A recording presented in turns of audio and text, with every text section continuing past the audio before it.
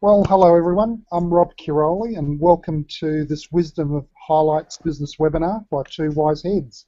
It's a collaboration between me and Paul Thewlis, who today will introduce us to web forensics and how to use it to outsmart your competition. Hello, Paul. Hi, Rob, and hello everyone online, and thanks a lot for coming to listen today. I'm excited to be sharing web forensics with you over the next 30 minutes, so I hope you have your lunch and removed any distractions. I'm going to introduce some leading edge techniques which will really make you look at your business and your marketing on the internet in a whole new light. Yes, I'm really looking forward to that, Paul, but before we do, we should do some basic housekeeping. We want these webinars to be interactive, so we'd love you to send in a question through at any time, or you can wait for our Q&A session at the end if you prefer. To do that, you'll see a box to the right-hand side, like this one. Just type in your question, and we'll address it either during the webinar or Paul will follow up later with you. I'll remind you that a replay of the webinar will be sent to you after the conclusion, along with Paul's slide presentation. So don't try and jot down all the details, just note down any jewels of information or any immediate actions that you find really important. Okay, Paul, so can you give us an introduction to web forensics? Yeah, sure, Rob. Well, firstly, it relates to businesses getting more out of internet marketing. But let's start with a typical type of approach we see to online marketing illustrated in this slide that I'm just about to show you. In the middle here, we have our typical company going about its day-to-day business of selling and delivering its products and services. Over in this top left corner of the business is a filing cabinet where we'll find the business plan. In another corner of the business is our website, and our web developer has attached Google Analytics. But we don't look at the analytics much, and when we do, to be honest, it doesn't make a lot of sense beyond knowing how many people seem to be coming to the site. Over in another corner of the business is a company we've been paying for some SEO to get us to the top of Google. They give us a monthly report of where we rank for some keywords, and that seemed to be working okay for a while, but frankly, lately it seems to be going backwards. Oh, and in the other corner, we've decided to try some social media. We've got a Facebook page and some posts, and we've done some posts, and we're on LinkedIn, and we're connected with a few people. And what do you think? Should we be on Twitter? We really don't quite know, but you know, if we're honest, we're not quite sure what all the social media hype is all about. Okay, Paul, so what you're saying is that all these things are happening in the business almost in isolation from each other with no coordinated approach? Yes, it can get a mess, and the business ends up doing a lot of work for not much result. Okay, so web forensics is going to address this for us then. Yeah, that's right. So broadly, web forensics involves an audit of how the business is currently performing online, an investigation of where the business wants to head, an identification of where potential customers relevant to the business objectives can be found and in quantity, and recommendations for actions to connect with, engage, and ultimately sell to our online audience. Okay, so you can relate that back to your typical company on the previous slide? Yes, let's go back to that slide. Firstly, we'll get an understanding, the first part of the process is we'll get an understanding of how the day-to-day sales and product and service delivery works. Then we'll examine Google Analytics for the website, so to see where people are coming from and what they're doing when they get to the site.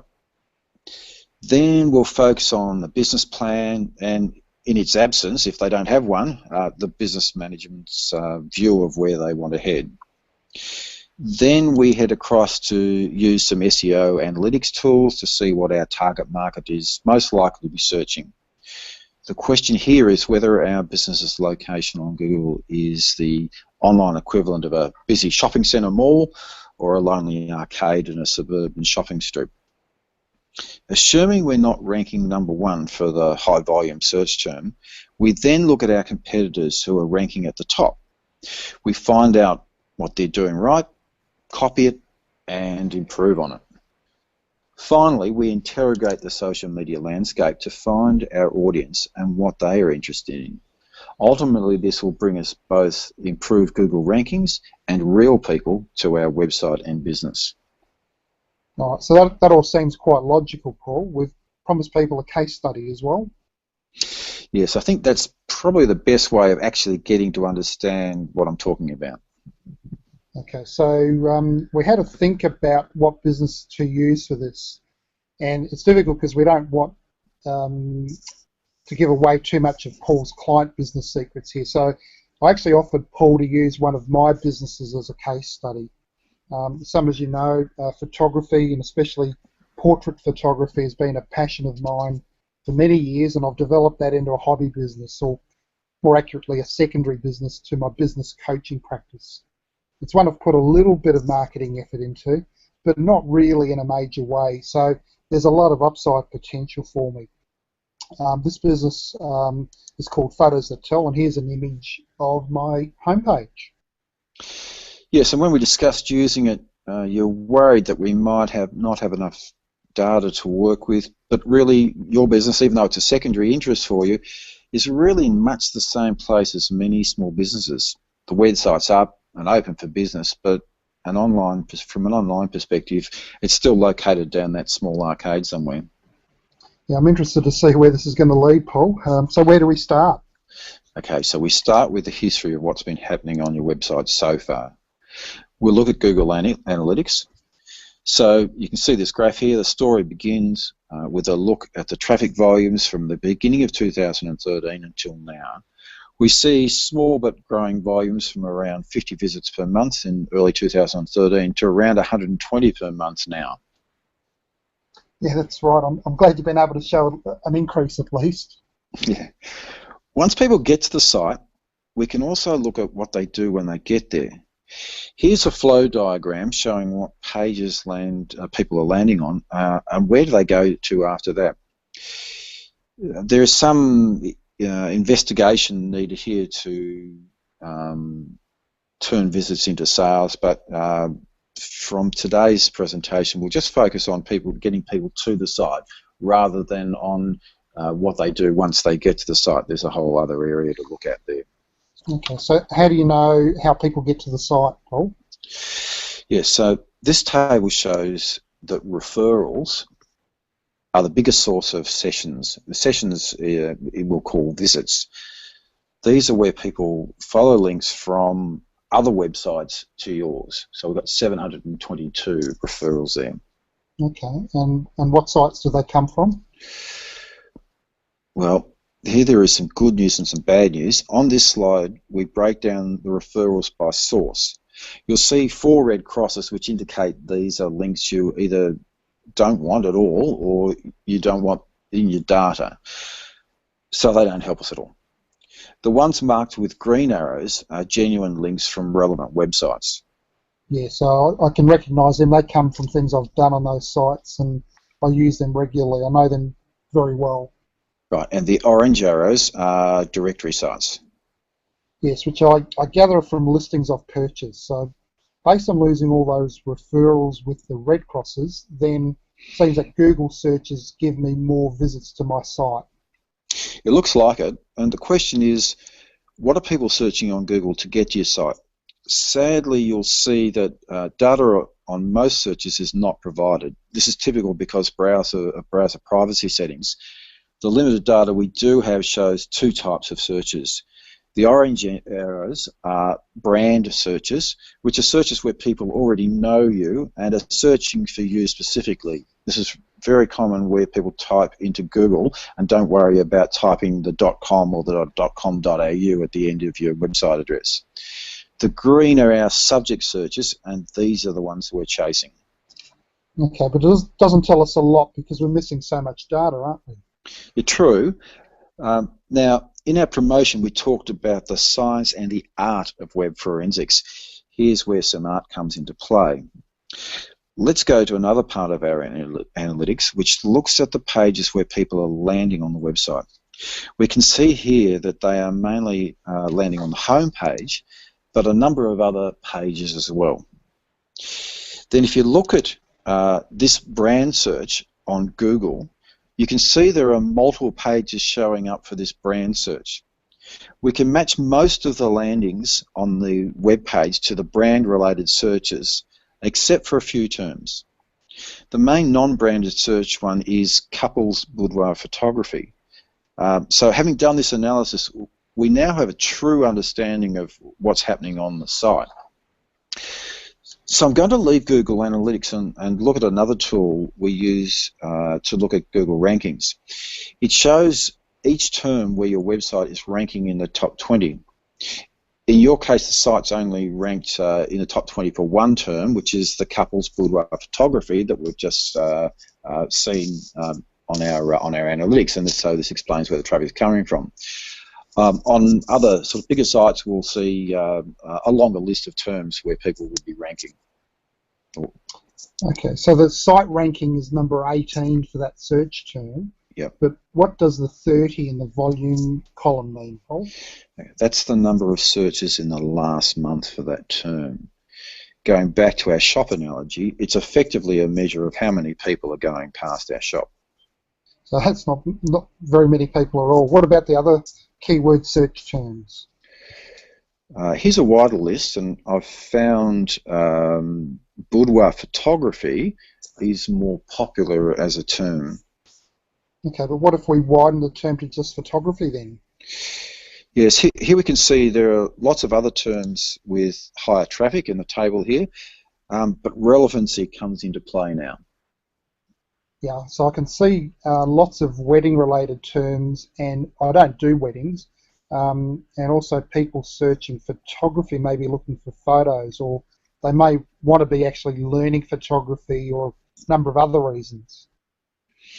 Even though photography has lots of searches, it may be a waste of time chasing high rankings because people aren't, looking to get photographs taken necessarily. So let's take a look at photographers rather than photography as a term. This might be more relevant to what you're selling. At this point, we're looking to link in with the business planning process to really focus in on what it is that we're selling and what the average person would be searching. Excuse me.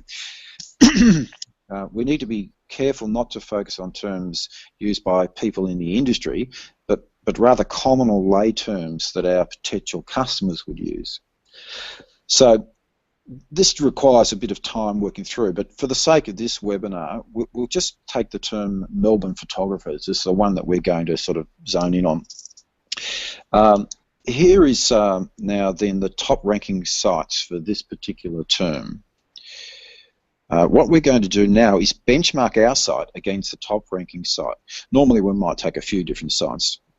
Okay, so what will we benchmark, Paul? Okay, first of all, we see where the traffic site's coming from.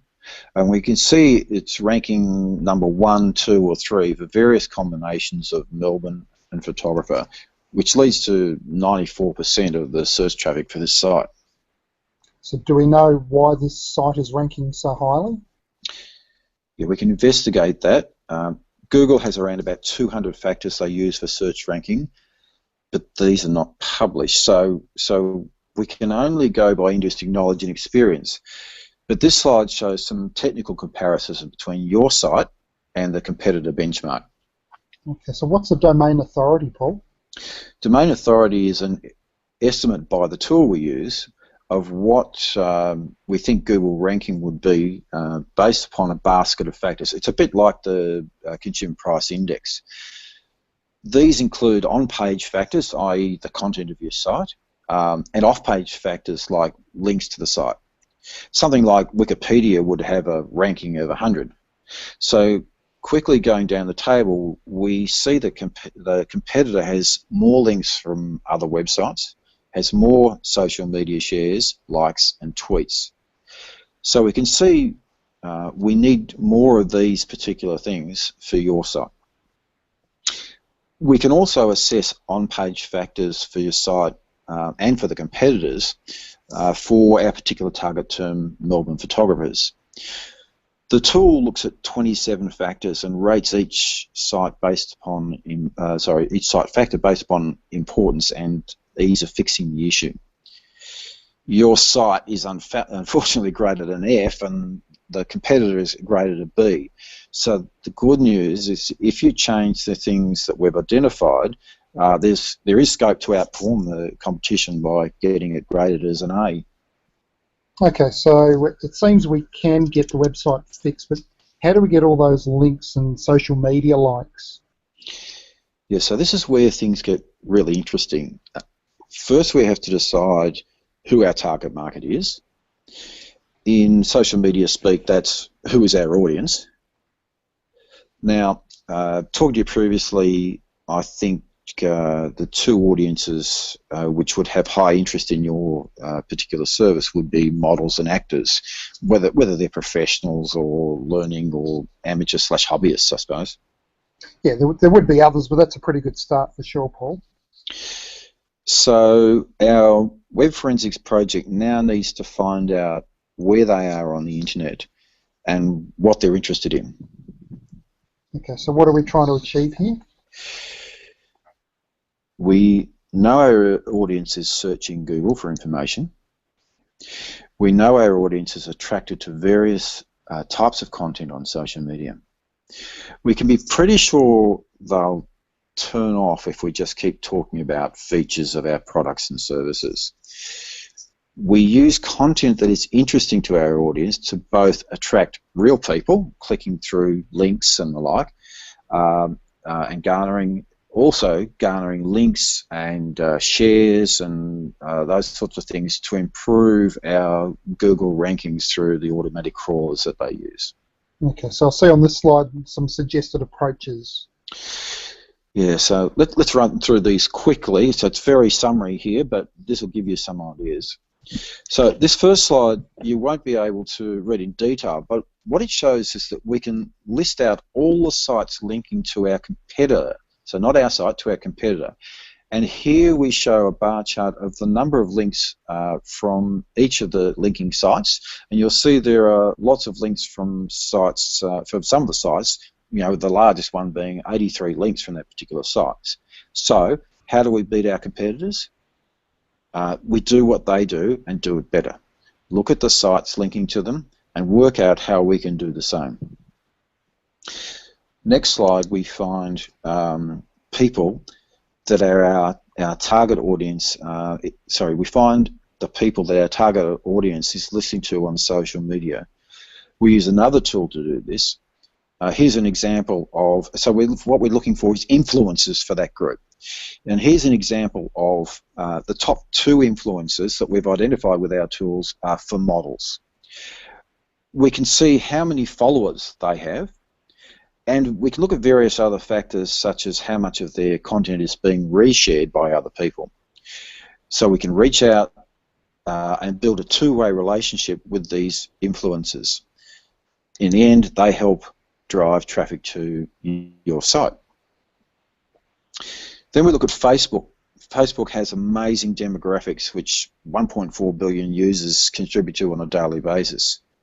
In this example, you'll see we can identify 14,200 people who live in Melbourne that are aged between 30 and 45 who are interested in acting.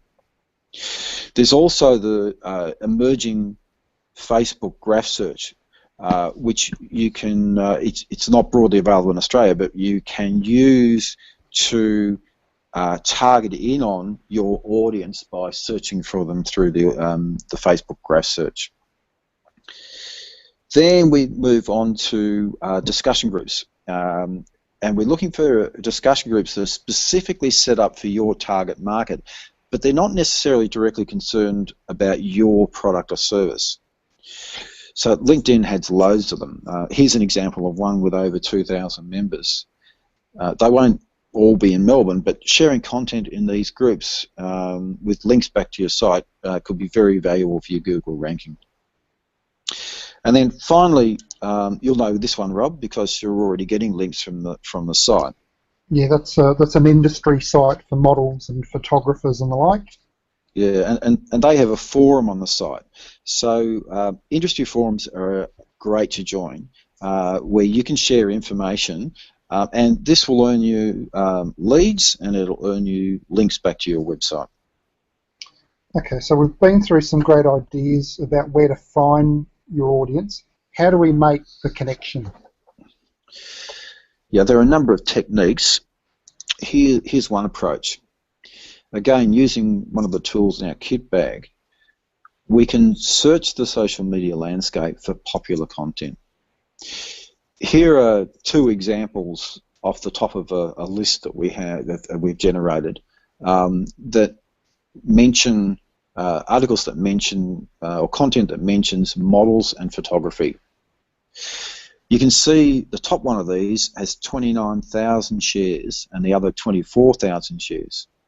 We can see on which social networks that they have shared, Facebook, Twitter, Pinterest, Google, and we can investigate who is sharing that content. So what we do is we copy the ideas there, improve on the on popular topics, and push that out through the networks who have proven already to have shown interest in that sort of information. Wow, 29,000 shares, Paul. That's an amazing amount of interest. Sure is. Yeah. Now, Paul, just before we take some questions, can you just summarise what this means for us in this case study? Can I remind listeners before you do to just post any questions you've got in the chat box on the right hand side of the screen, and we'll address them after Paul does his quick summary here. Okay, well, here's what we have now for your site. Just in brief summary dot points here. What we've done is we've now got a proper understanding of the website's performance. We've got an alignment of our online marketing with the business direction. We've identified Google search opportunities where the market is. We've identified ways to improve on-page Google ranking performance. We've got ways to build links and shares to improve that ranking. We've got new ways to find our audience. And we've got new knowledge about what interests our audience on the internet, which may be different than what necessarily you have a conversation with them in the operation of your business. We're actually seeing what attracts them on the internet. Excellent. Okay, Paul, thanks for that summary. So before, there's a couple of questions coming up. So before we take some of those questions, I just want to take this opportunity to remind people about our next webinar, which is in a fortnight. It's entitled SWOT, Why is it the most crucial business process? And it's on the 3rd of March at 12:30. We'll ask the question as to why, when SWOT analysis is such an essential foundation for all business strategies, is it then that many business owners don't do one, or they do them pretty poorly? So come along and find out the whys and the hows of a SWOT for your business's best results. Yes, a good SWOT is an essential input into what we've been discussing today. So jump onto the website and register when we finish today. Cool, Paul. Okay, so we have got a couple of questions. We've got one from Matt, who says there seems to be quite a lot involved in this. How do we go about doing it all? Okay, so the web forensics thing is a mixture of tools that we have garnered from all sorts of different areas, and some of which are free tools, and some of which are subscription paid tools. So certainly you can sort of collect those around and try and do it themselves, but there's a lot of sort of, I think, creativity and business analysis that goes into this as well. And so I think that's probably what that we bring to the table is both the knowledge that you can actually do this. You have these tools available, how to use them, but more importantly, how to apply them to the in the way that makes sense. So we would be basically saying that at Web Intelligence, we provide a service to people to be able to do this work for them in a lot quicker way than trying to sort of do as a DIY situation. Now, the size of the work will depend a lot on the nature of the business. But you could have a rudimentary sort of analysis done for a sort of one-person business. It might cost you sort of $700 or something like that to do that. But we would really talk to the client in the outset and just look at the scope of how deep we're going to go, because you can see with the analysis on those looking for social media where you've got looking at various content and things that is popular, you can go quite deep into that. So we just have to scope out the level of work that's involved in it. Okay, cool. Thanks, Paul. Now I've got two questions which I'll combine for you, Paul. One's from Marissa, who I know who's checking in from Adelaide. So thanks for taking the time, Marissa. I'll hopefully catch up with you soon. And the other one is from John. So Marissa asked how it goes back to that slide that you had with the red crosses and the green crosses and so on. So Marissa wants to know, how do you know that you don't want those links at all, the ones obviously with the red crosses? And John says you've got some red crosses against some bad links. Are these something which negatively affect the website ranking, and is there some way of getting rid of them? So I guess two questions. How do you know that they're red in the first place, and what do you do about them? Yeah, okay. So there's one there that was the top of that list, which is one called CMalt. Yeah, so CMalt, if you do a bit of research on CMalt, basically it's the prevailing thought seems to be that it doesn't affect your ranking, but it's a like a bit like the Google crawler, but it leaves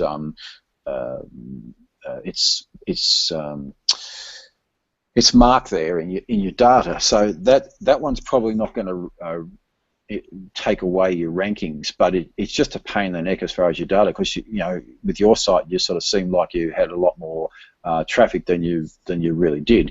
So from a purist point of view with your analytics, you have abilities to filter out that data. And that's a fairly simple exercise. But we have had situations where back in the SEO days of a couple of years ago, there are lots of people who were establishing links to websites really trying to sort of gaming, sort of whiz kids trying to game the Google algorithm. And so Google actually changed the algorithm, and what happened was a lot of sites who had been advantaged by this sort of pseudo links and things that were being built actually got hit very hard, and they dropped their ranking. Now we've been through with a number of clients where we've actually had to go and get rid of those links effectively. You have to go back and disallow those links, because they are, in that case, they are in fact dropping your ranking. So the landscape has changed a lot with search engine optimization. It's no longer about just getting any old link. The importance of links is its relevancy. If you get a link from a high-ranking site like a maybe a newspaper site or a Wikipedia or something like that has a high rank, has a high domain authority, as we talked about earlier, that will have more impact. The closer you are to those sorts of sites, the more Google is going to say, yep, this is worthwhile. But if you've got lots of links from sort of random sort of sites that are obviously got spamming, then you need to get rid of them. Okay, so is it fair, Paul, that for somebody like Marissa, if you see all these sites, it's a matter of just Googling that site and finding out what sort of credibility it has, and then doing something about it if they're not credible sites? Yeah, that's right. I think you just got to you check out the site. Yeah, so you know the clearly ones that, work out. Yeah, you know the ones that the ones that I recognised, I knew why they were there, and CMalt obviously I didn't have any association with, so it's a matter of searching for that and deciding whether to cut it out or not. Yeah, that's right. And Google's an amazing thing. Just about for every subject you can think of, you can say, just ask Google, what is CMOL? Do Yes, I worry about it? it'll tell you about it. All right. Yeah, Okay. yeah, that's right. So that's cool. So hopefully we've answered your question, Marissa and John. And the final one we've got here, Paul, is from Sue. Mm-hmm. She said that your competitor site has lots of ranking terms in the top 20, but over 90% of their traffic comes from terms ranked 1 to 3. So how important is a number 1 ranking on Google? Okay, so what we find is a big drop-off from the first 2 or 3 locations on Google. So these days, probably if you're not on page 1, you're only going to get a dribble of traffic. I think we had an example of that with your website, Rob, where you're ranking number 18. And you're getting some traffic from that. But it was a low search term anyway. But you weren't getting nothing, but you weren't getting a lot. What you generally find is that you might find that the people ranking number 1 gets half the traffic, and then the next one down gets sort of a quarter, and the next one down gets an eighth, and it sort of works down in that sort of way. Exponentially reduces. Yeah, that's right. So there's been some research done on that, and it's pretty clear that happens. So what the really important thing is to choose which terms that you want to fight for, and we've got again some tools that sort of look at the competitiveness of the particular terms. So we're always looking for sites that have for terms that have relevancy, in the sense that when people click on those, click through your website's relevant to what they're looking for. We're looking for high volume traffic as far as we can, and we're looking for as low a level of competition as we can. And they're the sort of things that we're really trying to do to get to get that. So we see with that the competitor site, because they had sort of 1, 2, 3 for those terms, they were getting a large chunk of their traffic, even though they had a lot of tail off of other traffic from other search terms. Cool. All right. Well, thanks for that, Paul. That's all the questions we've got for now. If there's anything else, please send them through, and Paul can handle them after the webinar. So just a final reminder about our next webinar in a fortnight. So you can go onto our 2 Wise Heads and book in for that one as well. So thanks, Paul, for a very enlightening webinar. I can certainly see a lot I can do with my website, and I'm sure our listeners will be keen to have some web forensics done on their site soon. So how can they contact you? Right, so our contact details are on the 2 Wise Heads website, and you'll see on the slide our email address here for both myself and Rob's also. So we'd be very pleased to explore this topic with you a bit further on a one-to-one basis. Excellent. So look, thanks to everyone for joining us today. We look forward to you joining us again in a couple of weeks. So you will receive a copy of the webinar, and any sort of late questions, Paul will follow up, and you'll also get a link to the replay along with Paul's slides to review as well. So until in 2 weeks' time, may all your business decisions be wise ones. Bye, everyone.